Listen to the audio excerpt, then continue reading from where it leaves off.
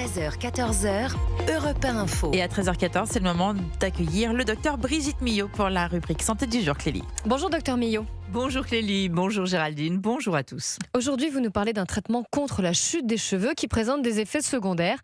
Pour commencer, quand même, un rappel sur la chute des cheveux. Alors, nous avons tous de 100 à 150 000 cheveux sur la tête. Les blancs, on en a un petit peu plus parce qu'ils sont plus fins. Et on en perd tous en moyenne 50 à 100 par jour. Et c'est tout à fait normal. Et oui, un cheveu vit par cycle qui dure environ 6 ans, puis il tombe et est remplacé par un autre. Heureusement, tout ça n'arrive pas en même temps. Il n'y a pas de mue. La chute de cheveux s'appelle l'alopécie.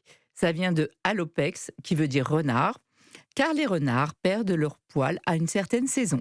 Bref, justement, il est tout à fait normal d'en perdre au changement de saison, mais aussi après une grossesse, un stress, une fatigue, des problèmes de thyroïde, le port régulier d'un casque, ou lorsque l'on tire trop sur les cheveux, c'est l'alopécie de traction. Mais ce qui nous intéresse aujourd'hui, c'est la fameuse alopécie androgénétique qui concerne essentiellement les hommes. Ça commence à se dégarnir par les golfes, puis la tonsure, et il peut rester une zone qu'on appelle la couronne hypocratique. L'alopécie est très fréquente.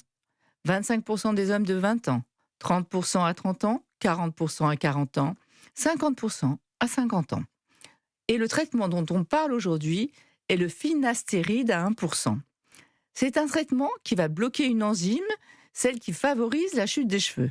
Donc il est efficace, mais il présente des effets secondaires, comme des gynécomasties, c'est-à-dire des seins qui augmentent de volume chez les hommes, mais aussi des troubles de la libido, des dysfonctionnements érectiles, et il peut entraîner surtout des troubles de l'humeur avec des idées suicidaires et avec parfois, malheureusement, et je n'aime pas l'expression, mais des suicides réussis.